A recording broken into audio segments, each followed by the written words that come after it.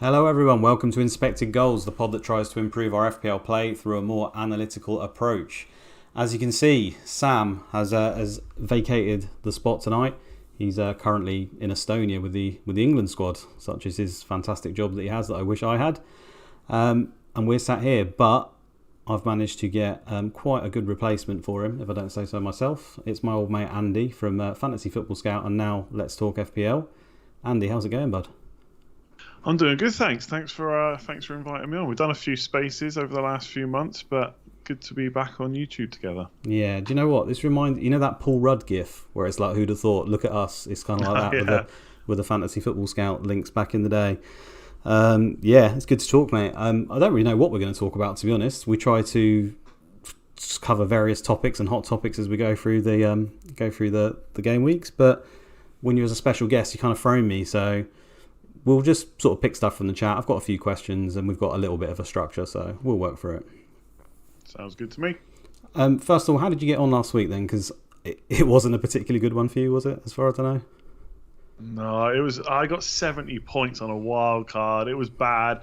I mean, the wild card wasn't great. I don't know if we want to go through it completely, but it was the captaincy that killed me. I would have got a very small green arrow if I'd captained Haaland, but I went for Salah, went for, I guess, the upside pick, and there was basically just downside. 18 points dropped from that move, and nothing else really came in, to be honest, apart from Maddison and Ward. Like James, Cancelo, Trent got 3 between them. Solanke got 2. Mitrovic, obviously, the 0-pointer. So, yeah, it was just bad. Probably the worst week I've had so far this season. So it's a great time to be invited on the channel. I really appreciated that. Yeah, I did think that when I invited you on. Literally caught you at the time you're probably least likely to actually appear, but it happens, man. Trust me, I've been there many times, as you know, with similar things. It always hurts most when it's like you used a chip, right? Because you get yourself really excited about it, but we all know it's not for 1 week. It's not just for Christmas, is it? So hopefully you're pretty happy with your choices moving forward, or not so much. Not really. I mean, the problem is everything I said could be like worst case scenario happened. So to be fair, Ward came through with an 8-pointer, so that wasn't too bad. But I basically made sacrifices to get Trent and Salah in. But then I also said I kind of need them to bang against Brighton, because if they don't, it's then Arsenal, Man City, and essentially I'm waiting until Gameweek 12 for them to really come good, and in the meantime people are getting points from all the other players they have instead. So no, not really. I think the next couple of weeks could be bad, to be honest. We'll have to wait and see. I'm going to captain Haaland this week, so that's a plus, but I think I'm not expecting much from Trent and Salah against Arsenal, Man City, unfortunately. Maybe Salah might be alright, but Trent, it's not looking good right now. No, Arsenal just look so good, don't they? I mean, I'm sat with 2 Arsenal in my team, Saka and Martinelli. And my transfer plan this week was actually supposed to be Saka to Zaha. I'm having cold feet about it, to be honest. I just really like Saka at the moment, but not having Zaha might be a problem. I did all right last week. I think I ended up with like 92 or something, which was obviously pretty good in the grand scheme of things. Overall, it doesn't feel like fantastic, because I think lots of people around our rank and we're competing with just had absolute stormers, like 100 and 100 plus. Yeah, there's quite a few on Twitter, weren't there? Absolutely. But I can't complain. I had Haaland captain, which was the main thing to get right. I had Maddison in my team. Basically didn't have Bowen or Foden, who's my boy, so quite annoyed about that. But that's part of my approach this year, is trying to avoid my favourite fun picks and try to play in the right way. But Foden might be working his way into the right way. I don't know. We'll talk about that. So yeah, I mean, anything about this game week surprise you? I'll ask you that about the fixtures. When I was looking through them and sort of in hindsight and looking back at the scores, nothing really stood out massively to me. Obviously 6-3 is a massive score for Man City, but anything really surprise you about the fixtures? I think it kind of went to type. Yeah, mostly. I don't know about surprise, because obviously they've been playing well, but I think a lot of people considered this last week just gone to be the first real test for Arsenal. I know they played Man United and they lost, but on another day I think they could have won that. I think Spurs seemed like the first test, and they kind of passed it with flying colours, right? 3-1, really good result. And now, I wouldn't say perceptions have necessarily changed, but I think people are going into next week thinking, well, Arsenal could definitely get a result against Liverpool. Whereas if this was any previous season for like the last 5 or 6, we'd probably be all going in thinking Liverpool are winning. So that could still happen, but I think there's a much bigger chance that Arsenal now get that win. So that's not a surprise, I would say, but I think it is kind of significant. Elsewhere, I mean, Not really. I guess Brighton scoring 3. Look, I didn't necessarily expect Liverpool to definitely get a clean sheet, but to concede 3 just shows how their defence is going so far this year. I think a lot of people have already talked about the fact they changed formation against Rangers, so maybe that'll be something they go for going forward. But yeah, nothing else that surprising, I don't think. I mean, another clean sheet for Bournemouth. They do seem to be just trying to defend at the moment and not attack, but yeah, nothing else. I think that Arsenal result probably the biggest one. Yeah, I think it's quite significant. I mean, people are talking about them being in the title race and stuff, and you're right, it's one of the sort of few tests they've had in their opening fixtures, one would say. I think it's still impressive they've managed to win all those games. I think it's been touched on in the past that, it's not just because you've got the games, you have to actually still go and win them, obviously, and they've done it in quite impressive style. And that game was red card affected, let's not forget as well, I suppose, so maybe it could have turned around. I can't remember what the stats are off my hand, but the Brighton game, I'm just trying to bring it up now. I think that the XG for Brighton, 1.37 in that game, still fairly high, but to get 3 goals off of it, I suppose Liverpool's is actually quite similar, 1.47, so probably just a little bit of outlandish finishing or goalkeeping or whatever. Trossard took his goals really well, didn't he? So on another day, maybe not so much, but it has been going to type, like you say. Liverpool just, they keep shipping the goals, man, and that's the whole thing with Trent, right? We love him for the attacking returns, but it has been said in the past that's all you buy them for, but you do kind of need the clean sheets to go with it at that price, don't you? Yeah, you definitely do. I mean, I've probably said that in the past before, and obviously the games where they lose the clean sheet and they still get an attack and return are great, but yeah, you don't. I'm not having Trent unless I think he's getting clean sheets going forward. Put it that way. I don't know. I don't know how much to read into that Rangers game, because obviously that is a bit of an easier fixture anyway. It's certainly much more easier than playing Arsenal and City. The real test will be from game week 12. I think the thing with Trent right now, I don't know how much on a tangent we want to go, is just I think with probably Liverpool players in general, if you've got them, you feel like you've got to hold on to them. But I don't think anyone's worried about not owning them right now, which seems absolutely crazy. But there's just other defenders people have got. Cancelo, James, Trippier. Obviously, everyone's captain in Haaland, so Salah's less of a worry as well. And I think that's the big difference. It's not necessarily that Trent is now a super, super bad pick. It's just that no one's really concerned by him. And I think that's what's kind of changed with Liverpool. There's just that worry is just not there at the moment. I suppose not for most people. I mean, I have that worry because I put a little bit more weight on history rather than the most recent games, if I can try to do so. I mean, there's nothing in me yet that still suddenly thinks that Salah and Trent have just dropped off a cliff. I think probably like you and most people that come the end of the season, those guys are still going to be right up there points wise, and it might not be the case, but to me, I still don't think that taking 7 games or whatever it is enough to say categorically they're just bad picks, and that's why you've obviously picked them, right, on your Wildcard, and people have got them. But I have got a lot of questions, and we may as well just basically saying, like, should I sell Trent? Should I sell Salah? Stuff like that already. You just touched on it. I don't think you can you?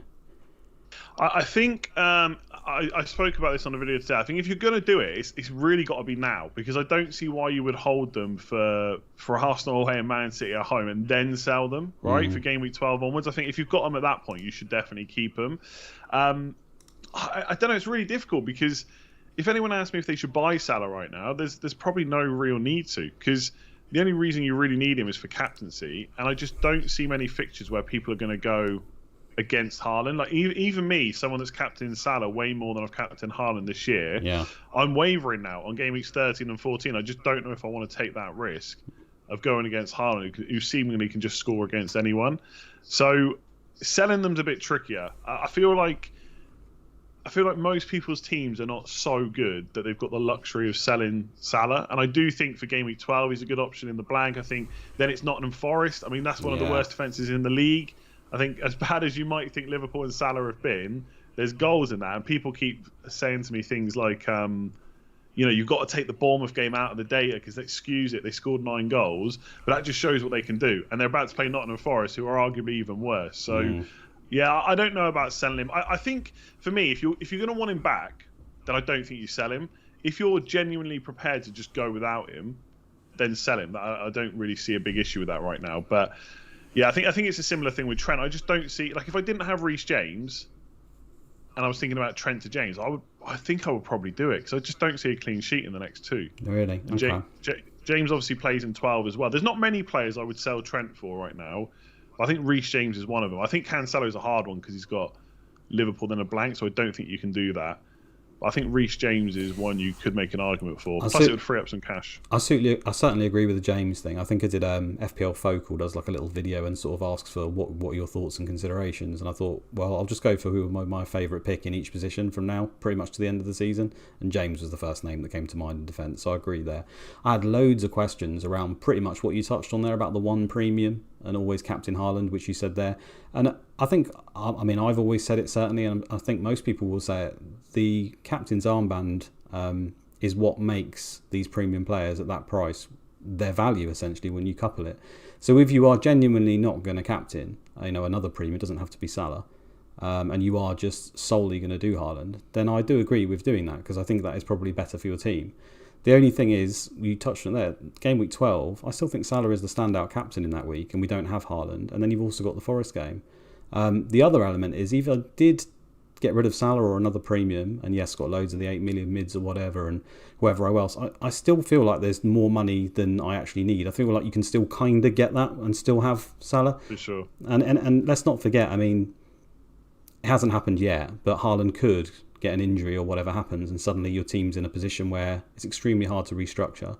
I think that's a part of what this is about. We all know that we're resetting at 16. So to suddenly do massive resets when we've already seen big at the back, then it's suddenly like you've got to have 3 forwards, and now, funnily enough, after a week when all the 8 million mids have gone mad, you've got to have 8 million mids. We don't want 3 strikers. Then next week it might be something else. If you play in that way, you end up getting burnt, don't you? It takes too many transfers to restructure. I think sometimes you've got to learn to let some things go. I think that is the big point. I think if someone said to me right now, I'm going to go with one premium, I would say, yeah, that's fine. You just captain Haaland every week. And I think, to be honest, depending on if or when this injury to Haaland could happen, right, then there's an easy pivot straight to Kane, who doesn't really have awful fixtures, so he could even be your captain if Haaland does happen to get injured. But I think it's what you touched on. It's trying to pivot to that right now just seems really difficult. So if I think about my own team with Salah, I've got no other, unless Mitrovic is out, I've got no other transfers to do this week. So I could use one on getting rid of Salah, but realistically, the 2 players I would go to are Foden and Saka. So as soon as I do that, I add an extra player that's blanking in game week 12. Yeah. And then if I do it after game week 12, it's Nottingham Forest and Leeds. So do I really want to get rid of Salah before those games? And if I don't, it's then game week 15. It's just too late to kind of pivot away from that. And I'll find other ways. Like Maddison, for example, obviously great right now. But in 13 and 14, he's got Wolves and Man City. So if I want to get Foden or Saka in, that is the way I'll probably do it, is to get rid of Maddison. Yeah. So I think it's having enough transfers to pivot away from it.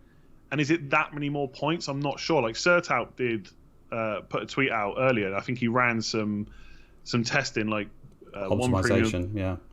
One premium versus 2, and 2 came out on top more often than not. I think I'd have to go and find the tweet to be sure, but I'm pretty sure it still worked like that. So it is good, and I definitely wouldn't argue against anyone that wants to permanently captain Haaland, but it's just pivoting away from 2 premiums. I'm just not sure that's worth the transfers right now. At least not for me. Other people might be in a different position. Absolutely, and you touched on it there, but we're going to look at the review wildcard team that I put together this week, and actually it's got 3 premiums in it still, which might surprise some. Okay. So it's got that does surprise me. It's got Kane, Salah, and Haaland still.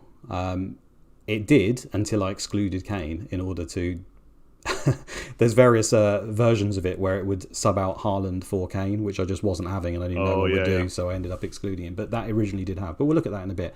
You touched on something there as well that I think is just going to guide us. It's too early, isn't it? Is the fact that Mitrovic, we just don't really know what his situation is. We need an update really around his injury, unless I've missed it. There hasn't been one. When I was looking at sort of the Elite 1K ownership for Mitrovic, it's crazy high. Like it's 96.8% I'm looking at between the elite managers, which is the sample I think is the most important to look at. And if he's out for multiple weeks, then suddenly all our transfer plans suddenly pivot, don't they? Even wildcards or whatever. Not that I think anyone particularly is doing a wildcard this week, but that's going to have probably a big effect. I think if he's out for 1 week, which is what maybe we might anticipate. I don't know what that's based on. That just seems to be the vibe that I'm getting, that he might be out for 1 week. Benching probably still seems like the most sensible thing there, doesn't it? People like me, I've got Nico Williams and Patterson on my bench, and that was unlucky because Patterson got injured straight away. Nico Williams, he might still play, but I think off the base of last week, there's at least a little bit of element of doubt there. Aurier was pretty good when he came on, wasn't he? So suddenly I might be extremely thin on my bench and then have Mitrovic. So these are how quickly these problems can come around to you. So I think that might affect us quite a lot, to be honest. And it might, that's why doing these pods early sometimes can be a bit of a pain that way. I'm sure you know about that because you stick out videos all the time, don't you?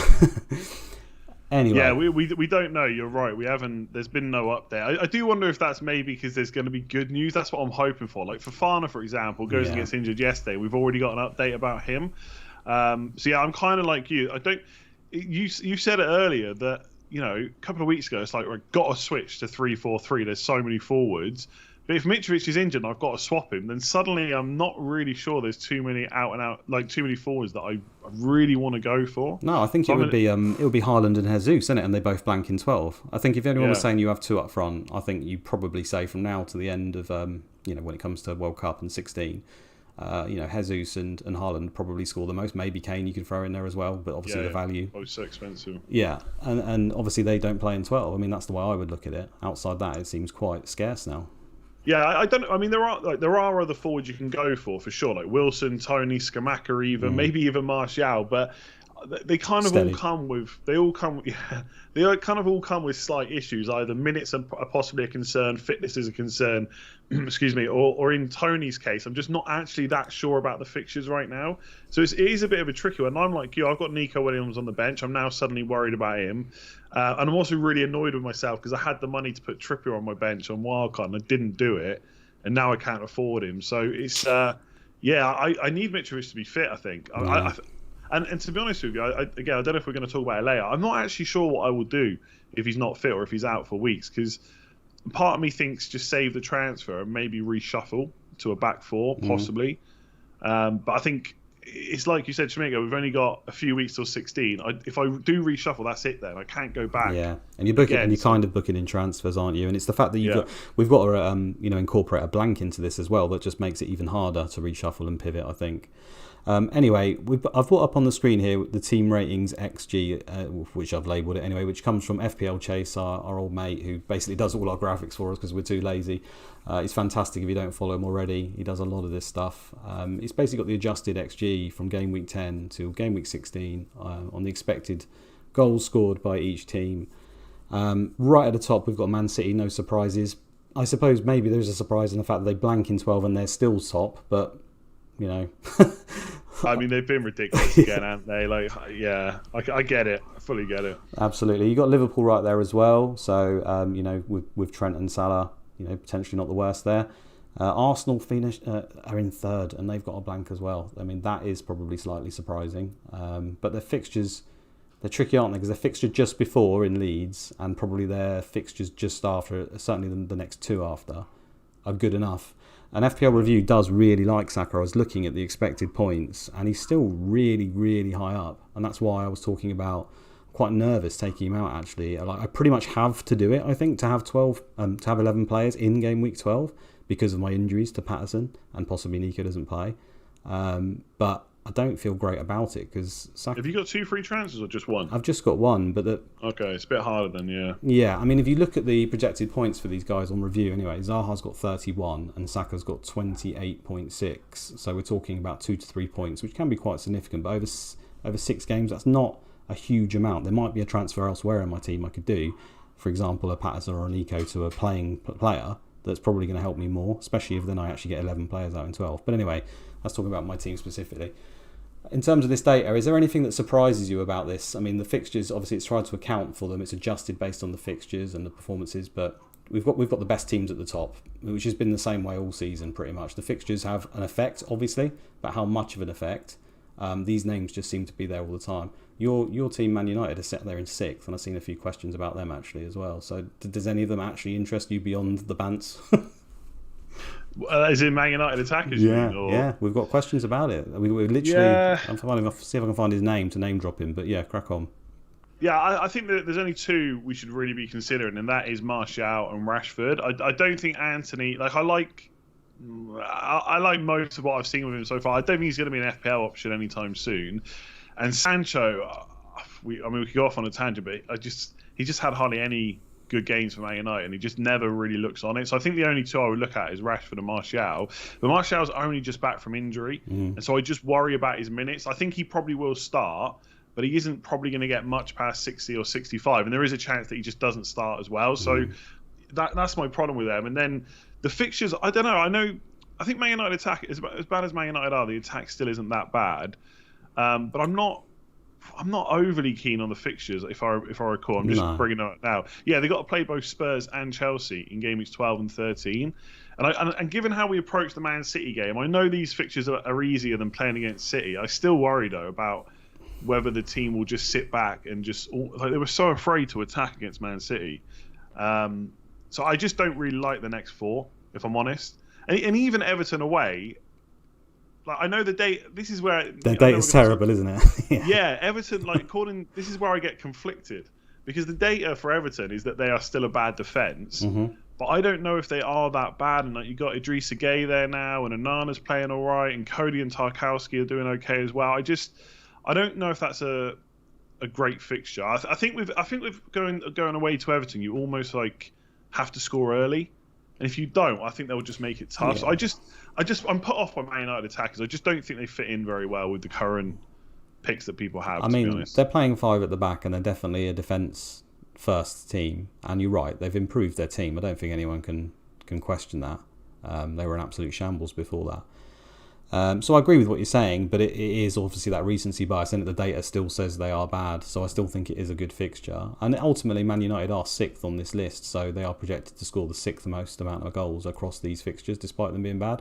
But that's part of what I wanted to ask you today. And I mean, I had a question for Visuna. It says, how much do you rely on the models? So we've obviously got Review that we're using here. He says you keep an eye on Mikel's and stuff. You know, clearly you don't just follow them blindly. I think you're quite like me, where you take it on board, but ultimately you probably have an idea yourself or something, that you already at least try to twist the narrative to suit what you wanted to do in the first place, which I'm not sure if is always a good idea, but it does feel like that with you as well. Yeah, I think I do use them. I think I almost use them as almost like a second opinion, I guess. Like, have I missed something? And if I'm looking for like a new player, and I want to check, all players under a certain price, I might go and check it just to see if there's someone that I'm underrating a little bit, or possibly even overrating as well. And it doesn't mean that if the model says this player is really good and I think they're really bad, that I'll go for them. But it does make me kind of not second guess, but just think about it a little bit more.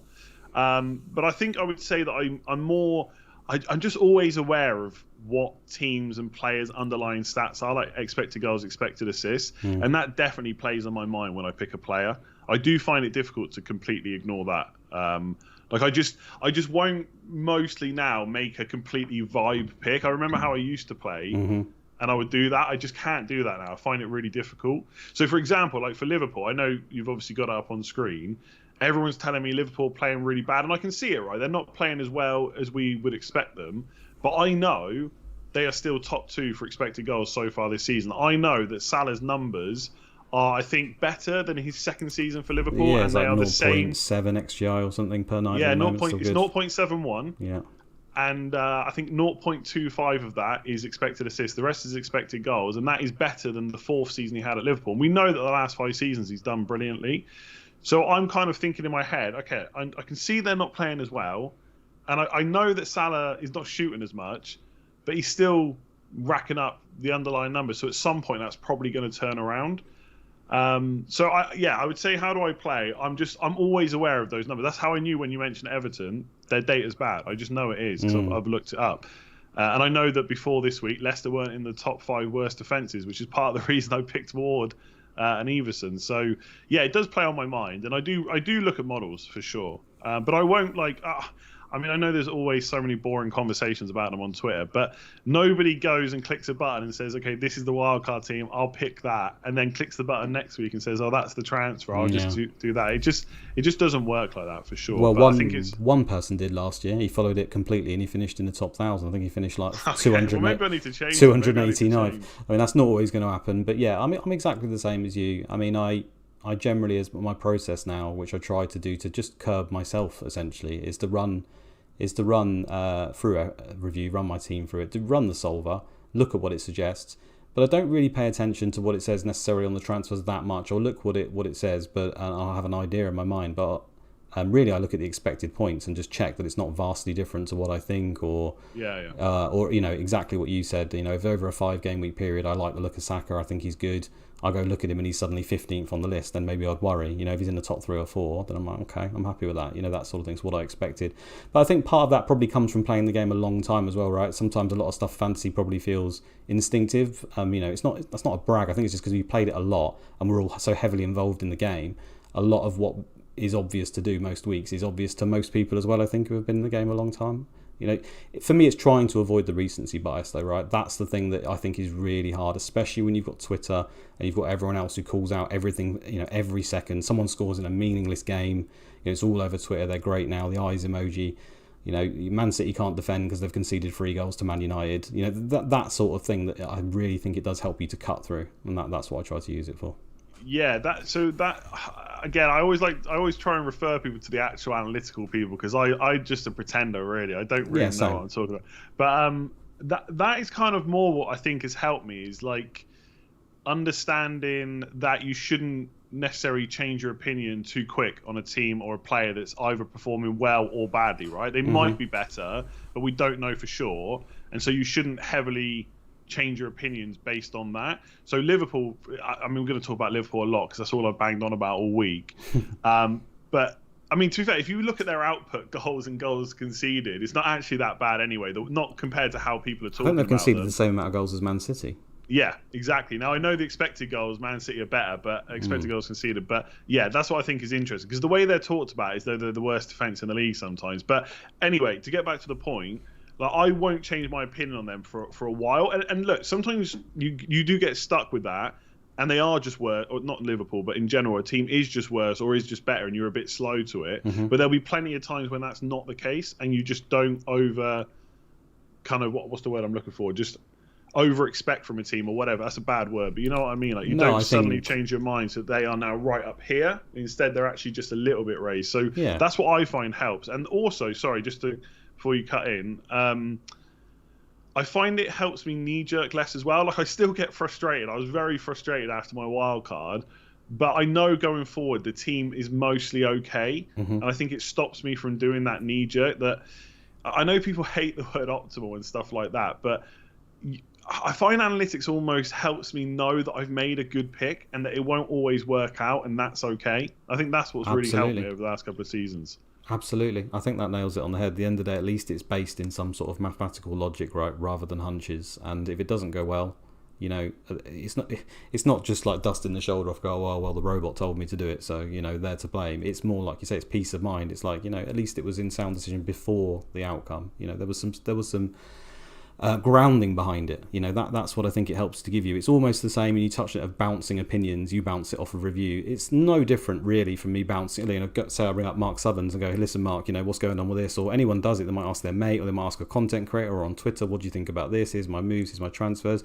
Rather than ask someone who probably doesn't have the time to respond properly or care enough because it's not their team, I'll ask someone who can cut through all the bias, and that's the way I try to look at it.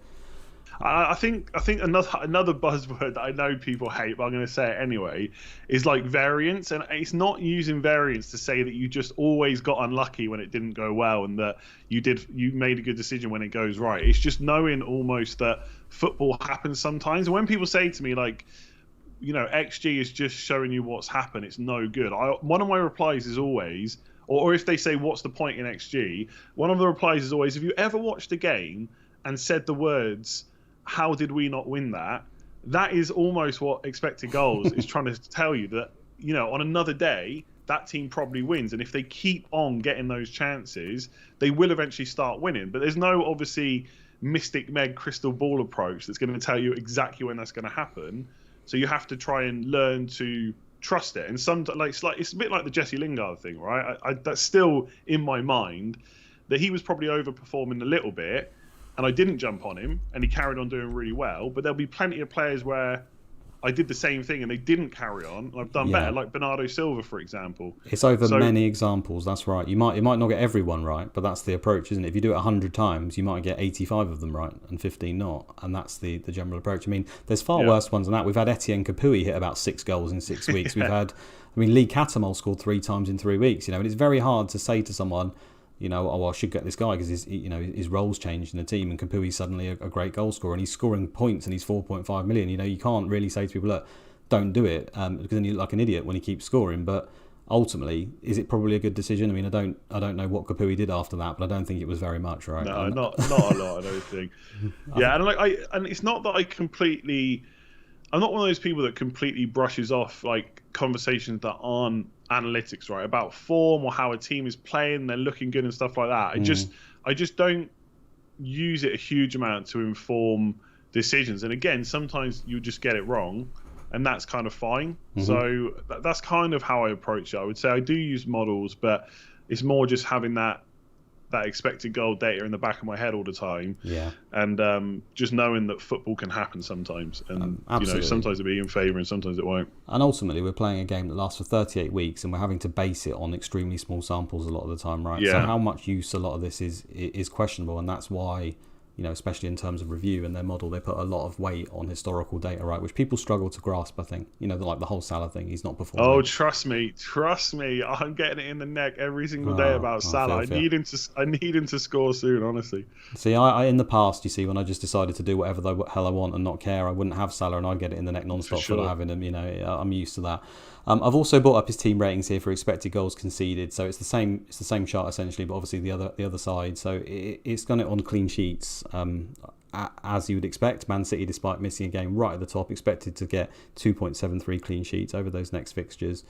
Liverpool, Crystal Palace are in third, which is quite interesting.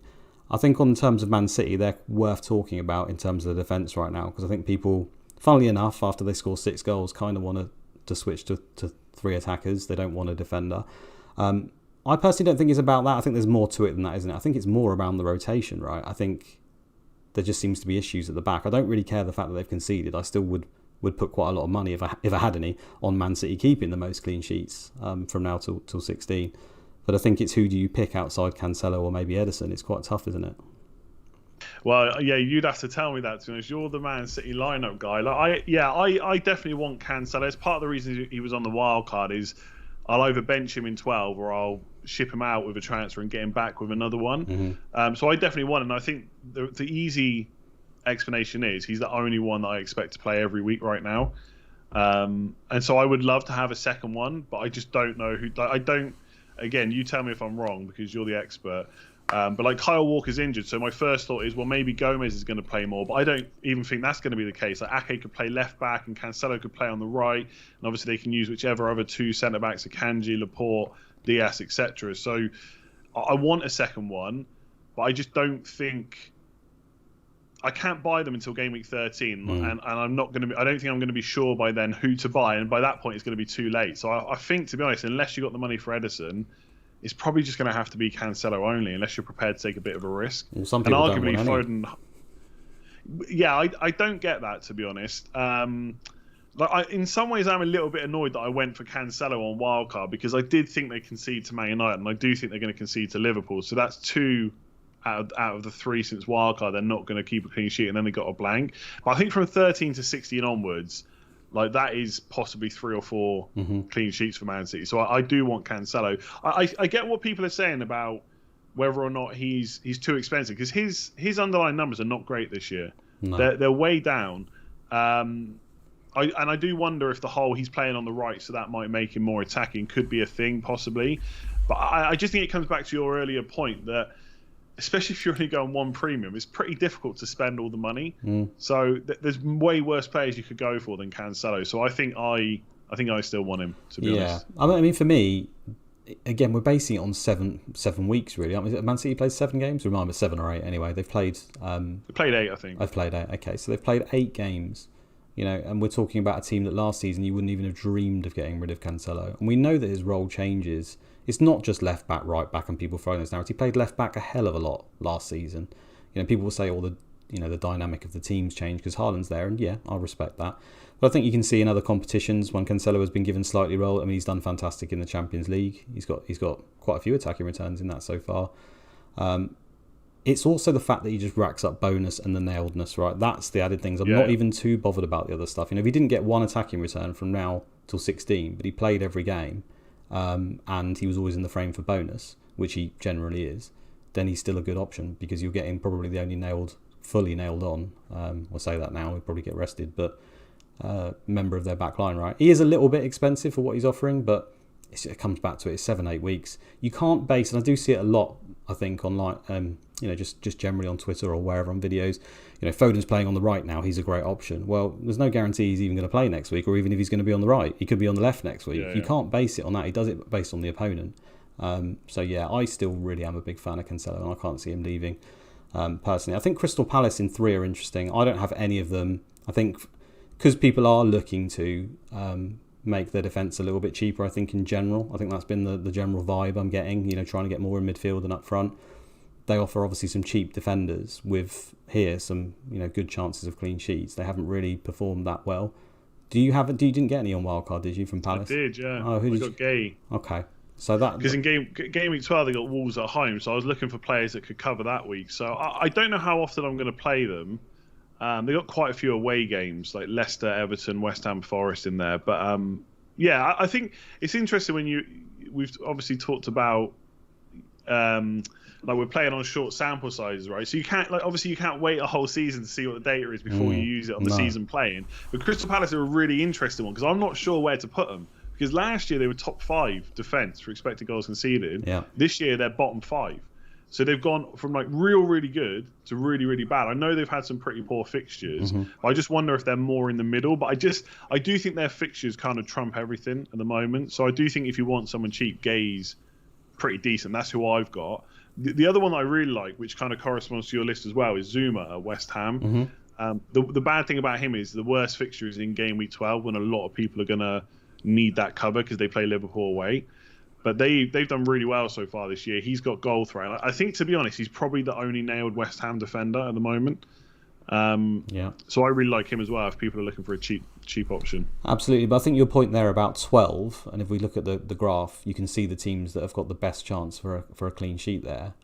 It is really important. Then I think if you couple a very good fixture in 12 and then some decent fixtures after that, there's some names that stand out, and we've already mentioned some of them, but another one looks to be Dunk, or at least someone from from Brighton. I almost had them. He's 0.43 and 12, which is one of the highest. And then after that, he's obviously got a really bad game straight after. I think that's probably Man City without looking at the graph. I think it is, if I remember rightly. But then the games after that are fine, and he's a big fan on. Well, I was going to say big fan. Review is a big fan of him as well. So I'm quite interested in him. Esputinan is another one where I think with him around the minutes aren't quite as secure, right? And we've got a new manager, but it looks like he's probably likely to play that role if Trossard is going to kind of play up front like he was. It's kind of a little bit of a punt, but that feels a little bit more exciting than Dunk. That's the kind of move I would have definitely done in the past, and I quite like, but I probably won't do. Does he appeal to you at all? Nah, I think it's just that, I think in a normal season you can take a bit of a punt, or like in a normal kind of span of 10 to 12 games or whatever. But for this one, if you're buying them because there's a blank, and if they don't play, you've probably got no bench. So I think you've got to play it safe. This whole episode is just making me annoyed about my wildcard picks because I even before he started coming up in the template on review and stuff, I really strongly looked at a Brighton defender to cover that week and for the couple of games afterwards. And I decided to go cheap and get Nico Williams instead, and obviously now he's a doubt, so that is kind of annoying. But I'm not quite sure what I'm going to do in my transfer over the next couple of weeks. But if I've got a spare one, I might look to bring in a Brighton defender. I might go for Webster instead just to save the 0.1 million. I think his goal threat's probably just as good, but I do like Brighton. I think them, Palace, and probably the other one that I don't own, but I know a lot of people already do, I guess, is Trippier. Like game week 12 is second best only to Liverpool, and then you've got some pretty nice fixtures and attacking returns as well, definitely a possibility. So for me, again, all comes down to how many transfers are spare, but I'm thinking of doing Cancelo to Trippier for 12 and then reversing that afterwards. Okay. Yeah. He just looks great. Obviously, for most people, they're just going to hold on to it, but I just don't have enough room. Well, I think a lot of people might do Cancelo to to Trippier if they don't have him, or maybe Trent in that week, right? I think that'll be quite popular to sell Cancelo in 12, maybe for one of those two, depending on who you don't have. But I think alternatively, if you are looking to go cheap, then obviously the Brighton one does look pretty good at that point. Yeah, 100%. FPL Stomach, I'm just going to cover that question now, actually, because he says, who do we target from Brighton offensively? I mean, obviously Trossard's just scored a hat-trick, so he's right in the frame. When I was looking at Brighton's fixtures, I wasn't like massively, I didn't find them massively appealing, but I guess there's that Forest game, right, in 12 that is just so appealing. I go back to the expected goals. They are 9th on the table, so still fairly high, very high in that particular 12, the 2.2, which is the highest alongside Liverpool. I mean, Trossard's just the obvious name, isn't he? Would you go anyone else, or would you even consider just getting him in? Because I've seen a lot of people saying, well, rather than go Zaha this week, I'll go Trossard, or I'll sell Mitrovic and I'll get Trossard instead, or something along those lines. I've got to admit, it does appeal to me.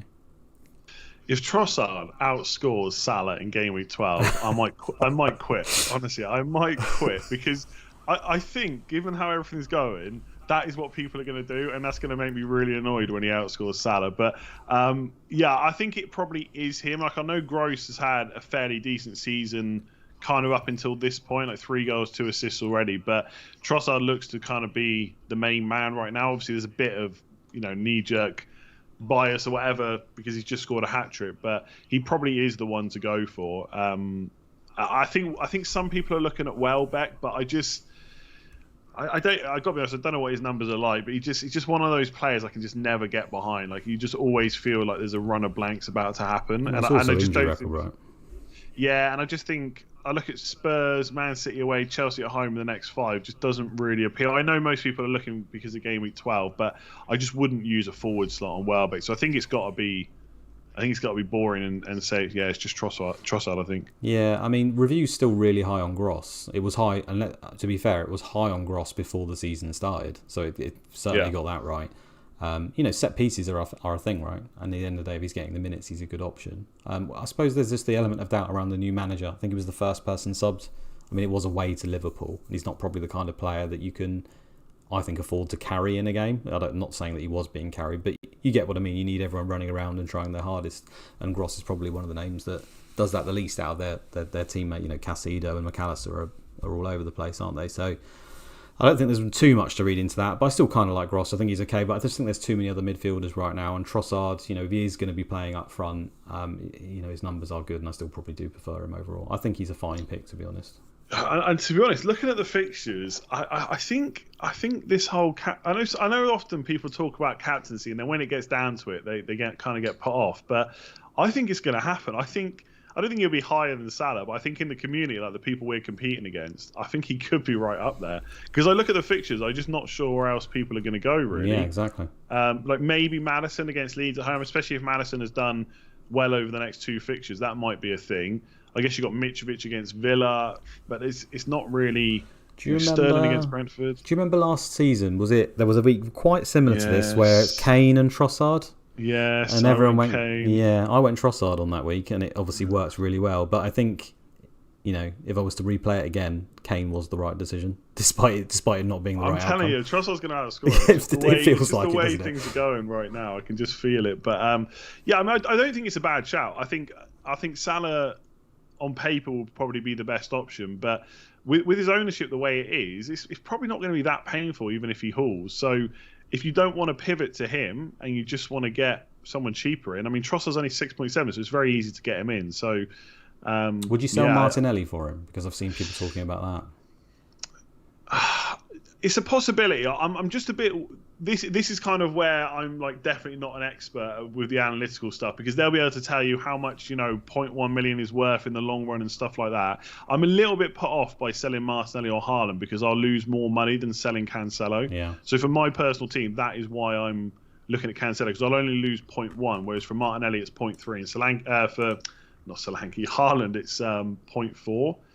But it could be the better option. There could be more points. At that point, then it would be Trossard versus Trippier, essentially. Well, I'll tell you now. It's just Forest. It's just Forest. That's what's making me want to do it. According to review, Trossard is 25.9 from now till World Cup points, and Martinelli is 24.4. So we're talking 1.5 points difference there between them. When you factor in the loss of money, it probably doesn't seem right, as obviously it goes to type. But if you were to couple that with the armband in 12 and he goes off, that obviously will make all the difference, right? So yeah, I mean, for me, I've got Salah, so I wouldn't do that, but I get the point. I just think with Martinelli, he's definitely going to be someone.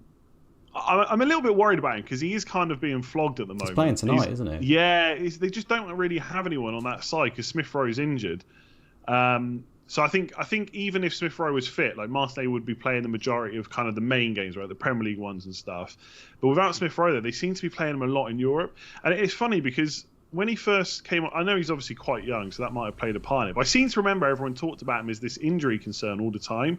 He did used to get niggles a lot, yeah. Yeah, now he's just playing all the time. So that is a bit of a worry. But I just look at the fixtures and think I'm definitely going to want him from 13 onwards. He's basically nailed for 80 to 90 minutes at the moment. So I'm going to have to pay that 0.3. It's not a case of maybe bringing him back. It's definitely bringing him back. And even if we're looking long term, which we don't need to get into massively, but after Christmas, look, the fixtures aren't great. But if Arsenal continue to attack like this, and essentially I've got a £6 million attacker from them, then West Ham, Brighton, Newcastle, Spurs, Man United, Everton, like I can get behind that for £6 million. Absolutely, you don't want to lose the value, do you? That's the thing. Yeah, so I don't think I can sell him, but I think it's what you said. If you're in a position where you're looking for a captain, then maybe you can justify it. But that, for me, I'm just going to go Salah and look forward to the assist. Yeah, I personally just can't see a world where I would be happy selling Martinelli. He hasn't been returning as much recently, but I don't think that matters. I think with Arsenal's fixtures, his value, his position he's playing. I mean, even if you just use the eye test from last week, I thought it was fantastic versus Spurs again. I thought they all were, to be honest. But yeah, I can't see that being an option personally. I mean, benching him for 12 is the most obvious thing, but I think when you take the value out of it and you think, well, I'll just switch Martinelli for Trossard for that week or anyone else, I don't have a problem with it. But then, like you mentioned, you probably do want him back. So then when you factor in 2 transfers, I think the best way is just to find, just to bench him personally. You talked about XG and people saying it's useless and how, it just shows you what's happened. I'm going to bring up another graph here just very briefly from FPL Chase. And it might be quite small on the video, so I apologise. I've had to split it here. So I'm just going to explain. I'm going to attempt to explain it for the podcast. You probably have to watch to get the full picture. We've got, I'm going to bring up the other screen first actually. So expected goals, non-penalty, game by game from FPL Chase here. So what he's done is he's plotted the graph. The blue dots are wins, reds are losses, white are draws. Okay, he's got the X and Y axis, and as we go to the other screen, you can see the X axis is non-penalty expected goals for, and the Y axis is against. So really what you're looking for is stuff in the very top right corner of the graph here. They're expected to score a lot of goals and not concede any. So Man City, which are in the middle left there, are your best, obviously. They're absolutely smashing it.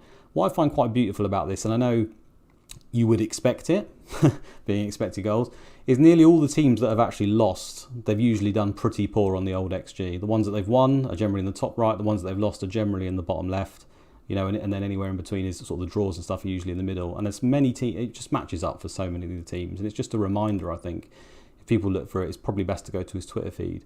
There's not too many standout games where that changes. Generally, if you're doing well on the old expected goals, you're probably going to get the result. And we know that football is a funny game. It's not always that way, but for the vast majority, it is that way. The other thing that stands out to me is just how good Arsenal are there again in this graph. Just absolutely fantastic. Yeah, they're having a great season both ends. Honestly, they are. I'd happily get at some point an Arsenal defender back in like Saliba or Gabriel. Like they're just. If they can keep title contenders, I mean, it's going to be very difficult for anyone to kind of get past Man City because they are just ridiculous. But if they could keep up the numbers they're doing now, maybe even slightly improve, I mean, there's a chance, a very slim one, but there is a little bit of a chance. It's that Jim Carrey Dumb and Dumber gift. You just never know. I mean, second or third looks pretty nailed on right now, but we've said that before, haven't we, about football, and things can change very, very quickly. Yeah, for sure. It can be, one injury. Saliba gets injured, and it might have a massive effect on them, or even Xhaka or whoever. There's lots of players that are probably relying on quite a bit to stay fit. I mean, just drawing to Man City as well, the one game here that they actually conceded nearly close to 2xG was the one game that not the one game, they did draw another one that they drew. It's just beautiful when you look at it properly and examine each team how closely it matches even over a small sample. So you're not gonna be able to sell it to me that it doesn't matter, I'm afraid.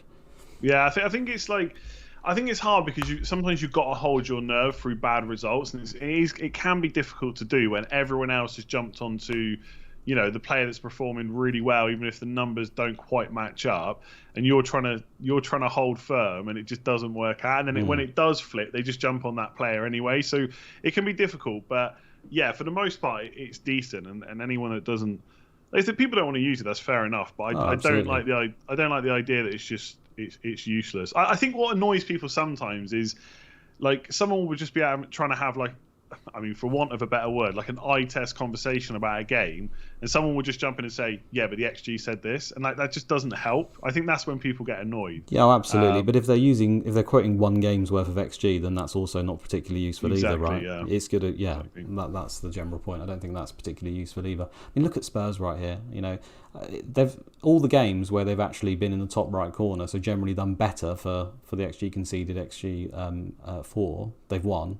All of the ones where it was fairly mediocre, they've drawn, and the one where they were terrible, they've lost. I mean, that's not always going to happen, but it's beautiful for Spurs. Yeah, it's nice to look at. I don't know what to make of Spurs right now. I just Kane is super consistent, but they don't strike me as. I mean, they just scored 6 past Leicester, I guess. So I don't know. I was about to say they don't strike me as a team that's going to go and score loads of goals, but they literally did a week or two ago. So I don't know. And defensively, I'm just not sure about. And we all had super high hopes about Perisic and. What do you think about Spurs? Right? Are you looking at getting any of their players in? To be honest, I haven't had any Spurs all season. I've not had a single Spurs player. I've not had anyone. That's not by complete choice. There's been plenty of times where I've wanted Perisic, and there's been plenty of times where, I would have had Son for his hat-trick if Paul O'Keefe said he was starting, for Christ's sake. But he wasn't, so I didn't have him. So I was actually on Wildcard that week. But yeah, I'm with you. I think they've gone through. Conte's obviously a world-class manager. I know people poo-poo Jose Mourinho, but he was a very good manager. I know he got a tune out of Son and Kane, but a big criticism while his time was there that Spurs, they did this kind of thing, right? They weren't as good as potentially they could have been. They were more the counter team. They conceded possession, and when we're trying to pick players that are going to dominate, like in Man City, we're all spoiled by Man City. We want our players basically, generating huge chances all the time, XG on top of the game, every single game, and that's not going to happen. But there are teams that are a bit closer at the moment, like Arsenal and Liverpool have been. And when you watch Spurs, you just don't get that vibe. And whether that should matter or not, I don't know. But when you couple that with extremely expensive players and the fact that I think in any given fixture you can't guarantee. You're saying I saw Mark Sutherland's on Black Box saying he's really happy to get the Spurs players versus Everton, and we've been through this already, right? You just said the Everton data's really bad, but would anyone be surprised if in the Spurs game when they played Everton just tried to grind out a 1-0? That's particularly the kind of game I think that Spurs have struggled with. They seem to struggle with breaking down teams, which is. It's the hardest thing in football, isn't it? I think when you've got a really good United thing, right? Yeah, same thing. Exactly. And that could easily just be 4-0 because Spurs are great and Everton are bad, as we've discussed. But there is a world you can see where they will just grind out, and that's what they will attempt to do. And Spurs just generally struggle with those kind of games, I think. I think one thing that's really interesting. Again, this is sometimes it's people know it, but I quite like seeing the numbers, is when you look at expected goals per 90 so far this season, Spurs are 5th, right? So not bad at all, 1.45. No. But Newcastle are ahead of them. I think how well Newcastle are doing is surprising me a bit. I had a lot of discussions with people. I didn't think they do as well, yeah. Yeah, I kept saying, I know they've improved. I know they're a better team. I'm still not sure I'm as high on them as you lot, but they've been brilliant so far. So that's why I'm looking at, if I do replace Mitrovic, Wilson might be an option. But just to come back on Spurs, I think I'm still half tempted to look at Perisic because I think a lot of their fixtures from now until Gameweek 16 are pretty good, and I think his minutes are going to be pretty decent as well. I think it's almost like. I'm going to say Haaland, but I'm not sure it's a good comparison, in that Conte's always going to play him as much as he can and just try and rest him as much as he can at the same time. Maybe not quite the same as Haaland, but hopefully you try and get the point I'm trying to make. If he can start him, he's going to start him. And bring him off if they're comfortable, right? Yeah. I think at least I was thinking at one point that he could easily start just missing games. I'm just not sure that's going to happen. Well, not at the moment, especially with Emerson out. He doesn't seem to trust all the right backs. I think the appeal with these guys, right? We all want a defender that has some sort of attacking output. I think that is the meta, and it has been a long time in FPL. You have to get defenders, I think, in general, that have some sort of attacking output. Okay, not all of them. There are players like Saliba and Gay and stuff like that can do a job at those low prices. But the way the game is priced, it makes you want to pick those guys. And then when the likes of Cancelo, Trent and James are extremely expensive and maybe not got games or the clean sheets are happening, instinctively when you want to move down, you start looking at the bracket, well, where's the next guys that are attacking and have got a chance of clean sheets? And Perisic just instantly jumps out, right? Review keeps recommending me Cucurella. I don't think his attacking output is anything like that, and I'm a bit anxious to maybe put him in. But I think he kind of potentially fits that bill, right? If he's going to play the left wing back role at any point, or he sometimes take a few set pieces, or he has. You start to move to that bracket, the middle level, the Trippier level, right? Where if you're going to take some money out, but I'm not happy to go all the way down. I don't want a defence full of those lights like Gay and Saliba and all these guys. I do want some attacking output. So Perisic just ticks that box. So I still think he's a good option. Yeah, I'm possibly. I don't know. Maybe looking at it in game week 11 for Everton at home. It's just whether or not I want to hold on to him because. I don't know about the fixtures. Like the Man United away, I could see Man United scoring. Liverpool at home, you see Liverpool scoring. Newcastle at home, I've just said how good Newcastle's attack is. So they haven't got easy fixtures, but there's plenty in there you could see them grinding out a clean sheet. I think it's hard to find the clean sheets, though, isn't it? That's why we pick these guys. It's maybe they'll get one, but it's the attacking output. And maybe we fall foul of this all the time. But you can quite easily fill your team with people that you think are going to get clean sheets from some of these lesser teams, and they cost 4.4 million. They have no attacking returns, and you're basically looking at a 2 or 6. That's what's going to be, isn't it? Well, maybe even a 1. Yeah, but I always want to. Yeah, it's like you say. I always want to chase. You want to try and get someone who's a bit more attacking. It's like Cucurella you mentioned. I'm not sure about him. I don't think he's going to play left wing back. He's basically the thing, and he might play kind of left centre back and overlap a little bit, but. Well, now Fofana's out, it's probably a bigger chance of that, right? Yeah, I'm not sure what's going to happen there. I don't know if Koulibaly's going to move over and Cucurella plays left centre back or not. We'll have to wait and see. I think Chelsea are really annoying right now because they've obviously got a new manager and the fixtures are pretty good. There's a lot of away games in there, but we're not quite sure what's going to happen because they've only had 3 games. The first one they played Sterling left wing back. The second one, Cucurella's ill. And then, obviously, the third one, he's back, but was he fully fit? Then Fofana, Koulibaly and Silva play. One of them gets injured, so how does he reshuffle that? Is Sterling at any point going to go and... I know he wasn't a traditional left wing-back, I'm not saying that, but on paper, that's where he lined up. So is he going to go back to that at some point? Has Chilwell got that spot nailed down? It's too early, isn't it? Yeah, what's Chilwell's fitness like? He's had a really big injury. There's a long period of this season where he just hasn't been match fit, right? He didn't get any minutes for England. Tuchel was hardly playing him. He just played twice in a row. Is that a good sign for his fitness? Or does that mean he definitely can't play the next game? And there's just all these question marks where I'm just not... Yeah. I'm not sure, and I want to go for it. But again, and I know people always say you shouldn't let the blank cloud your thinking, but you do have to take it into account because if you buy Chilwell or Cucurella and suddenly they don't play, that is a problem in a couple of game weeks' time. So I want, if you could tell me right now Chilwell's going to play every game from now until 16, I'm buying him this week, right? Yeah. But it's just not happening, so I can't. No. Yeah, Chelsea defenders I just find really tricky right now outside of Reece James. I do think that, I mean, again, it's probably just based on the vibes and the fact that Potter obviously was there before, and I do feel like Cucurella will probably play every game, but you can't say that for certain. You can't say it at all. And like you say, it might be a left centre back or left wing back, but then they switched to a 4 as well. I think he's got a decent chance to play every game, but that's just one man's opinion. It's meaningless, really, isn't it? Like you've just touched on. I mean, Potter's got a reputation for rotating full stop, and he probably doesn't know his best team yet. And the other thing is there even best teams anymore? Like in modern football, especially for the top teams, they change depending on so many different factors, right? The opponent, the tactics for that specific setup, the fitness levels. You can't say for sure, can you? So it does come off. For what it's worth, just to clarify my thinking on Cucurella, I do agree that his minutes will probably be pretty good because he'll either play a lot of time at left centre-back in a back 3 or back 5, whatever. And if they do switch to a back 4, I think he would probably get left-back over Chilwell, which again is another mark against Chilwell.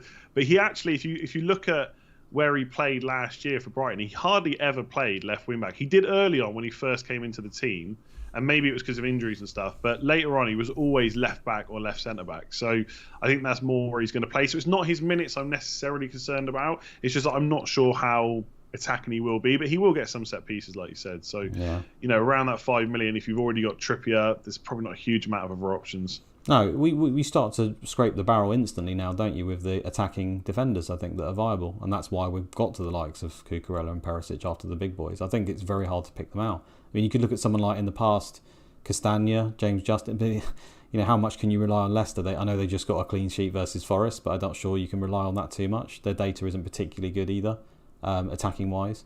It's scraping the barrel, isn't it? But on that note, I'm going to show you the wildcard team I put together using review. Now, if I can find it here. I'm interested to see this because I have no idea what it is. Okay, so what I've done, there's lots of different settings on FPL review. I'm not going to go too heavily into it, but I've put the free transfer value at 1. It's standard at 1.5. I like to bring that down, or it doesn't recommend too many transfers just for this really. The solver depth is for 7, so for 7 weeks it's only taken into account. On heavy as well, which is a rating which takes a long time to actually register. And I've just put a wild card in. I put no restrictions, so you can have 3 at the back and do whatever. I actually ran it yesterday and it had triple Chelsea defence. It had Fofana, Cucurella and James. Fofana got injured, so now I've removed him. The other caveat I want to put on here is I have force excluded Kane, specifically because if I didn't, it would do Haaland to Kane and it wouldn't start with him, and I knew no one's ever going to go with that, so I put my own spin on it a little bit, so I apologise for that. But I think what it is useful to here is just to show you, I don't think many people are wildcarding this week specifically, but some of the names that it just thinks fit perfectly into it. And there's some names that consistently came up in all the different versions that I looked at. Lewis Dunk was in there all the time. Okay, I think it's mainly like we've talked about because he comes in 12. Okay, you can see that, I'm going to read it out for the pod actually. So the wildcard in Game Week 10, it's got Ederson in goal with Sanchez on the bench. So a lot of money spent in goal. That's obviously to cover the blank in 12, so Sanchez would play. So it really likes Brighton defence in 12. I can understand with Ederson because we just discussed we don't know who else in defence is going to play for City, and it's still very high on the City defence. So I get that. And also I think the minutes, you'd have to adjust the minutes, right? I haven't trusted them. I think probably you could buff Foden. I don't think review has them 100% right personally. Anyway, I'm diverting again. Ederson in goal with Sanchez on the bench. It's got James, Cancelo, Trippier, Dunk and Johnny from Wolves. Okay, and then it's got Salah, Zaha, Trossard, Saka and Andres Pereira, and then it's got Haaland, Mitrovic and Solanke up top. Now Solanke featured in nearly all of them as soon as I excluded Kane. If I didn't exclude Kane, Kane would be in there sometimes, and this obviously relies on Mitrovic being fit. So how many premiums is that? So I took out Kane, didn't I? So it's got Salah and Haaland at the moment, so just 2. I think that's fairly consistent of what most people have done and what your team set up, right? How close is that to your team? I think it's pretty damn close, isn't it? Yeah, you can imagine goalkeepers are slightly different. I've got Ward and Everson, so I've spent 7.9 million. This has spent nearly 10 million on goalkeepers. So the front 3 is the same: Haaland, Mitrovic, Solanke. I've got Zaha, Salah. It's interesting that Trossard's in there. I guess it's that Game Week 12 game. I've got Salah, Zaha, Maddison, and Martinelli still. And then I would assume if you'd left Kane in, it probably would have put Martinelli in instead of Saka. I think he was in, yeah. He was Yeah. And then I've got James, Cancelo, and I've already got Trent. But it's really, the thing that kind of stands out to me straight away is that it sells Cancelo in 12, which makes sense. Right? I'm looking at doing that too, but it doesn't buy him back.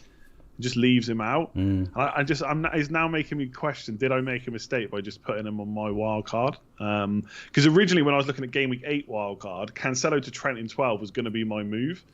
So yeah, that kind of stands out to me. But yeah, it's an interesting tease. Solanke, I don't know. I've got him. I know he's only 5.7. His numbers are atrocious. And I knew that when I bought him, but it's small sample. He was very good last year in the Championship, granted. I know, but yeah, it's just the thing that I'm kind of worried about as an owner is it's hard to pivot away from him. So you kind of, if you're going to go for him, you just got to accept that you're just sticking with him until Game Week 16. But you're doing it. You touched on it right at the start. You have Solanke because you want Salah and you want Trent to fire. Yeah, exactly. That's what you want. That hasn't happened so far, but that doesn't mean that it's not going to happen. The other thing to kind of point out here, because a lot of people won't do it, is that it wants to captain Salah 3 times. So it wants to do it in 12, which makes sense, and then 13 and 14. People aren't. I don't think most people are going to do that. And I'm scared of doing it, to be honest. I think I'm sitting here thinking, how can I not captain Salah against Nottingham Forest? But Haaland's it's just Who's not. Haaland got that week? I can't remember. Brighton at home. Oh, God, man. You're not going to captain Salah versus Forest. Oh, God. You just made me realise that is going to be a thing. I didn't even think about that. I just don't know how... And this is the annoying thing where I know that... I'm not saying that captaining Salah this much has been a good call, because I knew at the time if I didn't captain Haaland against Forest and he scored 2 or 3 goals, I would look stupid, and that's exactly what happened. And now it's that tricky thing of... I'm second guessing. Am I now going to captain him against Forest because I just want to prove that he can still do it, or do I genuinely think that he is the best captain? And then on the counter, it's like, do I really just want to take that risk? Like, what is it really worth?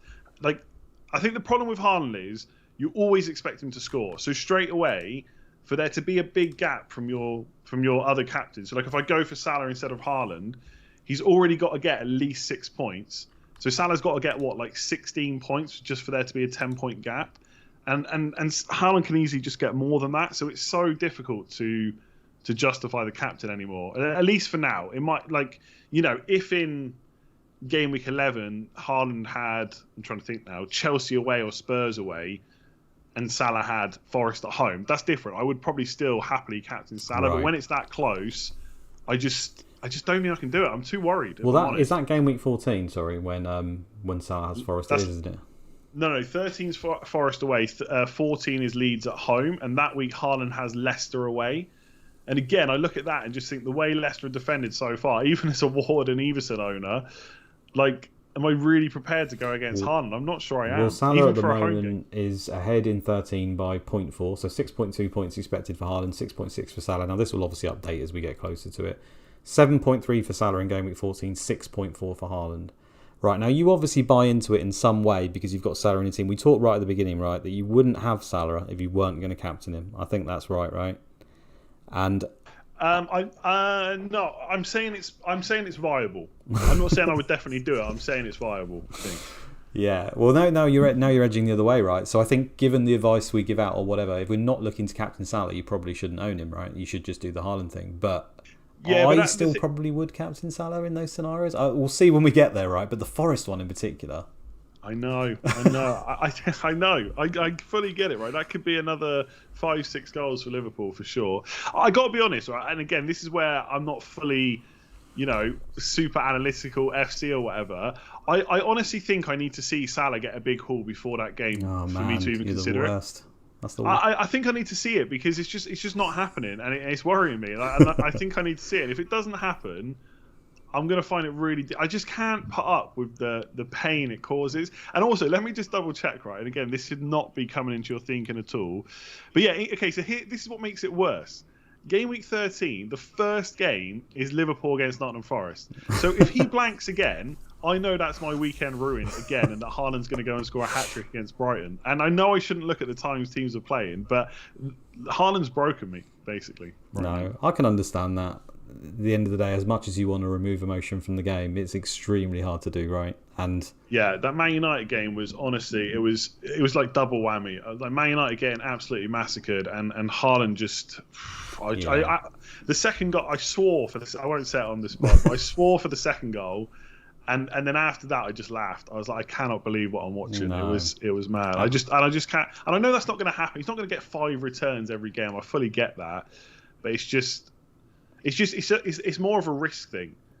Is it worth that risk for just a couple of game weeks? Well, there's only about a point, well, 0.4 between them in 13 according to review, and 0.9 between them in 14. So if you're saying is it worth a risk on, under a point, probably not. Right, that's when you play. Yeah, maybe 14. 0.9 I think is quite big. It's significant. It's definitely significant. Yeah, I mean these will change by the time we get there, and it's a long way away, right? But I think ultimately we're trying to plan for that. I think a lot of people do have Salah, and I can't see any reason. I've said we already had the questions about it. If you've got Salah, I don't think you're going to sell him. I just don't see how you can sell him personally. I think you just hold on because you've kind of bought a ticket now, and you've got to see it all the way through. I think the worst thing you can do sometimes is make a plan, get on it, for good reasons, and then after 1 to 2 games of it not working, decide to abandon it. I think that's when it really can hurt you and go the other way. That's the way I look at it. Yeah, and I think again, as much as the captaincy is a big thing with these players, and that's where the value comes. At some point, you've got to spend your money as well. That's the thing. You can't just have value and points. We've got so much this season. Everyone's so cheap. Exactly. Yeah. And the thing that I really can't get behind, which I think annoys me more about the whole Salah thing, is a lot of people are suggesting he's not worth the money, you're not captaining, go to De Bruyne. And the point I keep trying to make is, for me as a non-De Bruyne owner, there is only 0.4 million difference in that. So if I'm not going to own Salah because of his price, why am I going to own De Bruyne? Because I'm definitely not going to captain him, right? he's in the same situation as Trent is in. Every time City have a good game, De Bruyne is a good option, but he's not as good as Haaland. Just like last season, every time Liverpool have a good game, Trent's a good option, but he's not as good as Salah. So the idea of going Salah to De Bruyne. I mean, this week obviously De Bruyne is better, but where would you spend your money, right? Unless you're improving your bench all over, I think it's quite hard to spend the money. Like I said, I think it's pretty tough. Well, and again, there's only limited spots, right? So here's the main problem as I see it right now. Let's say I sell Salah to Foden, right? That gives me enough money to get Saka as well. So I could do Andreas to Saka and go for a 5-man midfield. But after that, I've got and people are saying in the chat that Martinelli's limping, so that's interesting. Christ. Yeah, we'll have to maybe come on to that in a minute.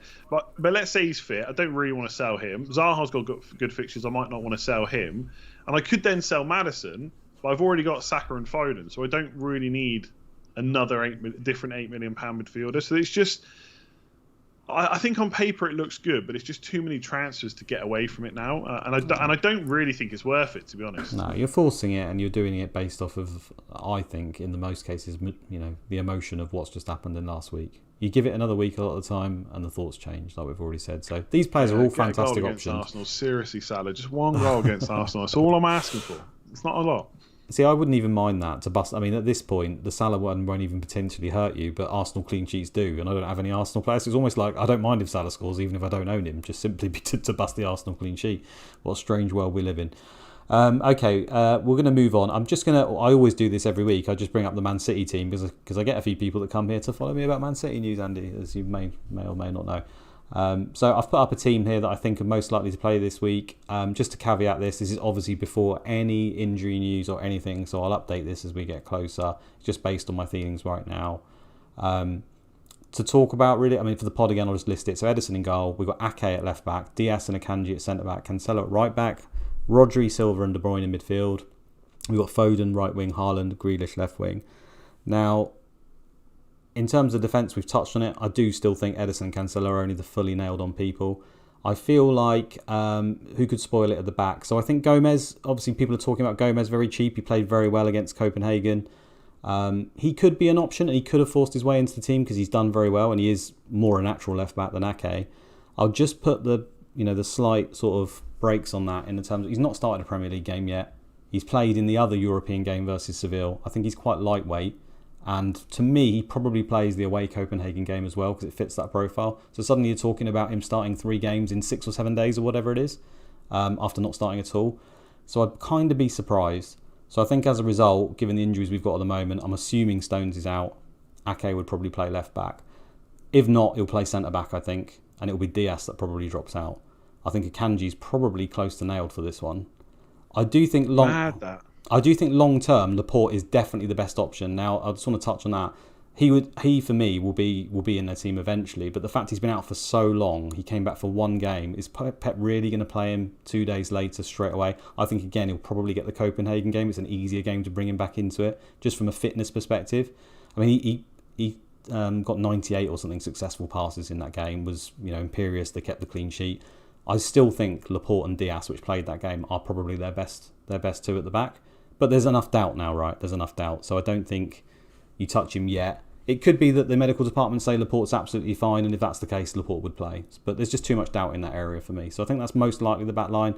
This is also based on the perception that Rodri's going to be fit and he's going to be coming back. I mean, we don't know that. If he's not fit, the one that's probably likely to spoil that attacking lineup is Gundogan somewhere. Gundogan could maybe come in for Rodri and it stays the same, or potentially Gundogan comes in for Silva, who's played a lot of games recently. Or he could even come in for Grealish and Silva ends up playing on the wing, or Foden would be on the left in that scenario. Gundogan could spoil that attacking lineup, but outside that, I don't really see it. Mahrez played very well, but I can't see him playing 2 games back to back, to be honest with you. Don't think it suits it. And I think that front line is, we were talking about teams that have their best lineup, and obviously Pep, there's no such thing, I think. But I think in any sort of general game where you don't take the opponent into account at all, that's probably their first choice front 3 at the moment, right? And I think that's likely to be it again. Yeah, let's go. I think Grealish has looked. I mean, he obviously spoke himself about how people are saying he's not played well, but Pep obviously thinks he has, and I think he generally has. He just hasn't got that same output that everyone else has. So, yeah, it's looked pretty good. Foden nailed on, as we spoke about on Spaces a few weeks ago. Pretty much nailed on. Start of the season as well. I said it. He's the boy. He's going to play. He's not going to be totally nailed on, but he's going to play nearly every game, and he's played every game so far. And his data's been very strong again. There was lots of accusations. We touched on this already. He's playing too wide. It's not really working. The number 8s are doing well. I haven't seen. Gundogan disappeared after the first 3 weeks. He's playing very well, Gundogan, but he's suddenly not the support striker for Haaland. Pep will change it about. He'll find what works for that particular opponent. Foden might not be anywhere near as influential in the next game. You just don't know. But his data remains strong, and I think he's just a very good option. Foden. I think he always has been, and he continues to be. Not just because he scored a hat-trick. Yeah, no, I love him as well. I think obviously we talked about how many minutes he gets. Like a lot of times, I actually considered getting him for that Bournemouth game. That's the only time I've really considered him all season, and then after that, it just hasn't happened. So I'm not. I mean, real quickly, game week 13 onwards, if you can only have one, have you even looked at Saka versus Foden yet? No, I've not even looked at it, but okay, fair enough. But Saka and Foden will be right near the top of my want list. Absolutely. Yeah, I think for me it's going to be difficult if I can only choose one. I'm not quite sure yet. Okay, I'm impressed that you've probably sort of looked at that already, but I suppose it's part of your job now, right? You've already got that. Yeah. I'm always looking ahead these days. Always love it. Okay, I think that's just about everything I wanted to cover in terms of the slides. We've got a few questions from the community. We've been going for an hour and 15 already. Apologies, Andy. I told you I'd only borrow you for an hour. We probably covered a lot of these as we've been going along. But I shall throw some at you. So we've already covered this Sooners question about the model. We've done Liverpool. Done one premium. That came from many. Okay, I like this one from Banger Podcast. So FPL Banger Podcast. He says free hit in 12. Maybe you've already had these questions on your videos and stuff. But he's citing it, and I get the logic from it. He says you can keep your City and Arsenal, and you can even buy them, this week or in anticipation for Arsenal versus Leeds. And obviously they've got very good games after, and we just saw they are right at the top of the XG ticker that we looked at. So I think in principle it makes sense, but are you having that or not? The thing for me is I quite like using the free hit when we can kind of almost like pre-planned. So we know that Ben knows probably more than me, but after the World Cup, there's probably going to be a time where we know weeks in advance that there's going to be a blank, and we can start preparing for that by taking out players that are going to blank that we don't really want, putting in good players either side, free hitting in all the players we don't want, right? Same as usual, the same tactic we do every single season. My main problem now for most people is if you haven't already planned for that, you've probably got 4 maximum Man City and Arsenal players, and I guess you get the Southampton at home game, so I kind of get the thinking, but then they run straight into Liverpool away, and I know the way things are going, like the way the teams are playing, Man City might win that game, but I still don't see that as a game they're going to go and put 4 or 5 goals past them. So I feel like you're only buying an attacker for one of the next 2 game weeks, and then they blank, and I just don't think it's worth it, basically. I think you've almost left it too late to work them back in. Are people going to buy Arsenal players this week for Liverpool as well as they've done so far? I don't think you buy players for this fixture. And then yes, the Leeds game is good, and you will want them back afterwards. I guess in short, I don't think they're so good they're worth using a chip on. I guess is the main thing, and I think I'd prefer to use it afterwards when we can maybe plan a little bit longer. I think if you're in a position where you've still got 5 or 6 because you just don't want to let them go, then yeah, maybe you could consider it. But I still feel like eventually it'll be way more worthwhile keeping it for after the back. And also you got to look at the players you can target. I guess it's not such a big thing because the key part of the free hit in 12 would be getting to keep the good players over side. I don't know. I guess you could make a pretty good free hit team. Triple Brighton, triple Liverpool straight away. There's 6 of your players. So yeah, I guess it's not that bad. It wouldn't be any worse than if you were to use it in a blank later in the season. Yeah, right? Yeah. I kind of realised that as I started talking about that point, to be honest. So yeah, I think it's okay. But what I would do is, especially if you're on Twitter, is go and check in with Ben first, because Ben Credden obviously, because he will tell you if it's going to be more valuable in the second half of the season. And my assumption is it will be, and that's probably why I won't do it. Yeah, I'm with you. I think if you offered me a free hit for 12, I'd take it all day. Yeah. Everyone would, right? But the chances are that it's probably going to be more useful later down the line. I mean, there's no guarantee. Just trumps it for me. I mean, we're also living in an FPL era where, trains, virus, you name it, can happen at any point, apparently. Fixtures get called off on a whim these days. So And also, I feel like because of the way it's set up, that we've had to use our wild card early. For most people, I know some people are saving it until 30. I know Sam is, for example, but most people have used it in 8 or 9. So you've already probably set up, in which case you're now going back on what you've set up for. But also, if you've set up for a pretty good squad, unless there's loads of injuries that come, you've probably got a few spare transfers. So taking those players out and then putting them back in, because that's the thing for me. The fixtures are so good afterwards. You can definitely justify using transfers on them. That's what I'm looking at. I'm looking at maybe getting a second Man City defender if there's one. It saves you a lot of transfers to use it for it. It would probably would benching headaches for 12 and then buying City and Arsenal after. It would, but I still don't think it's worth it because if you've just wildcarded and your squad is pretty well set up, like how many transfers do you really need? Like I've wildcarded in 9. I'm probably going to roll this week, and I still don't have any clue what my transfer in game week 11 is. So I feel like I've got a couple of transfers where I could, if I wanted to, take those players out and then set myself up to have 2 for 13 and bring 2 of them straight back in. And I think because of their fixtures, that's fully justified. So. I don't think it's bad. I'm not sitting here saying I definitely wouldn't do it, but it's not something I'm going to do. I think it'll be more valuable later on, probably. Yeah. But good luck to you if you do it, because it could work out. You never know. This is the thing. We always have, the optimal weeks that we think that we can play chips in, and somehow FPL finds a way to let us down most of the time on these chips. Not that you should. Go on. Sorry. Only because I just see it. There's a really good point in chat as well. It's not necessarily a blank where it could be useful afterwards. There's a whole game week to be rescheduled. And so it might even be the case that after the World Cup that we can cover the blank, and actually it's going to be massive because you can get a full double game week team out. And again, we all know how it could fall that we've got a full 11 anyway and we don't need it. But it's just that it's almost that unknown. We've known for a few weeks now about this blank, and we've been able to plan for it. And yes, Arsenal and Man City are probably the best 2 teams in the league, but because we can plan for it and because we just wildcard, I feel like it's much less valuable. We don't quite know what's going to happen with those rescheduled fixtures afterwards. So I think Mohammed said that in the chat. That's a good point. Really good point. Information is power, and we might get just a complete gangbuster double game week, right?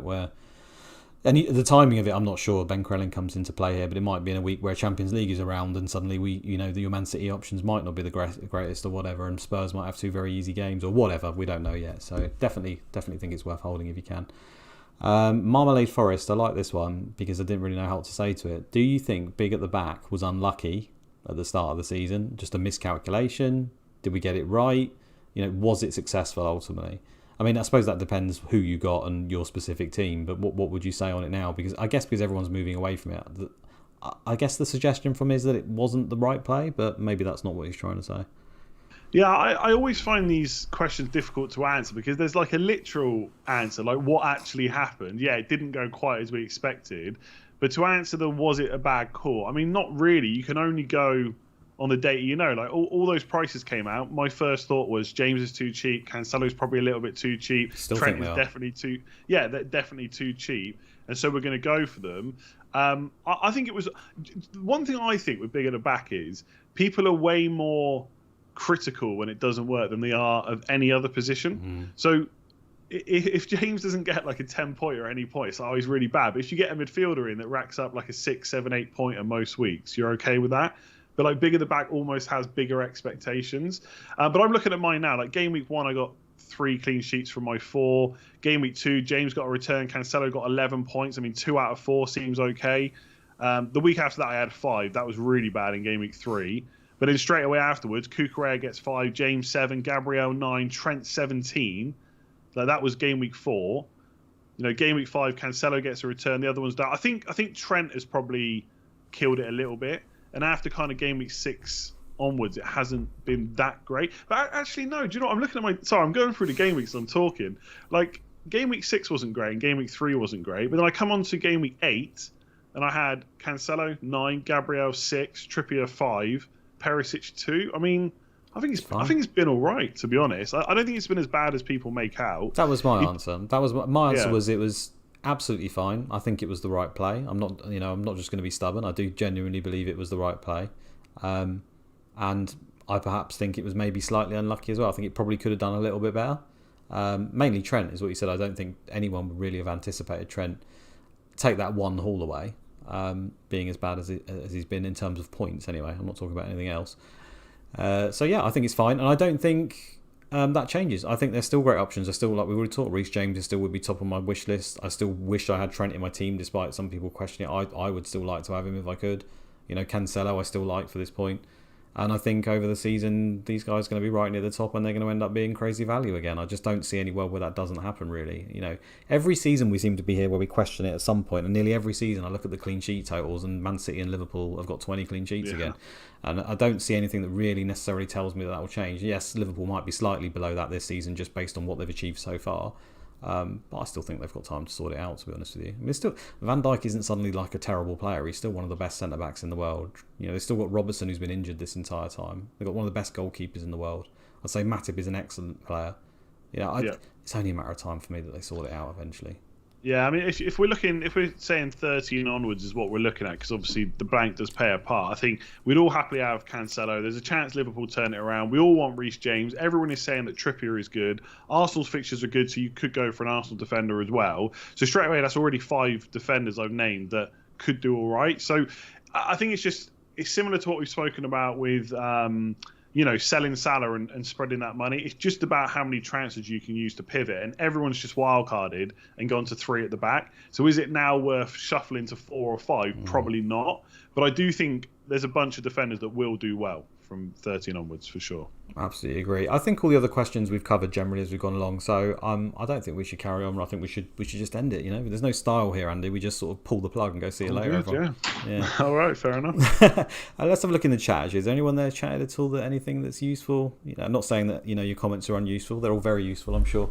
What have we got? Gay or Dunk quickly? Who would you pick? You've got Gay, so I assume you pick that from Matthew Theron. Yeah, honestly, I'm going to cop out a little bit with this answer. Right? I've said this for a while now for cheap defenders. You need to go and look at what game weeks you need them. I think if you're going to have to play them every week, I think game might be slightly better because of the fixtures. But if you're looking to cover certain weeks, like game week 12, for example, then Dunk is better for me. Okay, yeah. Rodney says thoughts on Welbeck. We briefly touched on that earlier in the show, but yeah, not interested. Yeah, it's hard to make a case for him. I love him as a player and as a person. He seems like a fantastic lad, but 12 he could do very well, but I just goals aren't really his thing, I guess. And maybe under the new manager, but we'll see. Season long data tells me that it's not usually that good. Well, he had a bit of a resurgence at the back end of last season, right? And even at the start of this season, he was good again as well. So maybe I'm doing him a bit of a disservice, but I just think there's other better options. For sure, yeah. Yeah. I think that's about it. I'm not going to go through it. It's just saying about Martinelli being injured, and that starts to depress me. Yeah, we'll see. I could have Mitrovic, Martinelli, Nico Williams potentially not playing, and Patterson injured, and I wildcarded 2 weeks ago. So I think they said that he got injured, was walking gingerly, and then he started moving freely again. Then he was subbed. So hopefully he'll be okay. We'll find out tomorrow, I guess. I haven't got anyone else to play there, have they? I mean, who would they even play? They could play Nketiah maybe on the left, of course, possibly. Of course they could. Yeah, might be an option. So they're not going to roll out Pepe, are they? Is he even still there, Pepe? No, he's gone. Is he gone? Is he? There's another guy, I can't remember who it is now. I'm sure there's another guy that played there in the Europa League, possibly. But I would assume it. Well, not Oliveira. He didn't mean him. No. Is it? He might have played in a different position. Is it Marquinhos? I think. Oh, okay. Yeah. I don't know if he plays off the left, but yeah, I would assume Nketiah would be the main one. He played there a little bit in pre-season, but hopefully Martinelli's fine because I don't even know where I'd go. I honestly don't know where I would go. Trossard. We talked about it. It has to be Trossard. Yeah, actually, do you know what? It probably would be him or Rashford, I guess. Oh God, no. God, I can't say that. That's the bias coming out there, surely. He's been playing well, let's be fair. Anyway, I think we'll end it there. Thanks for joining us, guys. Big thanks to Andy for stepping in for Sam. I really appreciate that. He's done me a favour there. If you could, we hate doing it, but the old likes and subscribes, they do get us noticed, and we are trying to grow. So if you've enjoyed it, then please do drop one of those. That would really help us out. Any shares as well. Me and Sam are generally too lazy to do any effort. We just want it to suddenly be really good and not have done anything about it, which is, I think, Andy, probably the worst approach to YouTube. Is that right? Yeah, quite possibly. Yeah, but you have hit 1,000 subscribers now. Yeah. No, we're chuffed. We didn't really want to do it for any other reason than our own satisfaction, really. So it's fine. Thanks a lot, guys, and we'll catch you on the next one.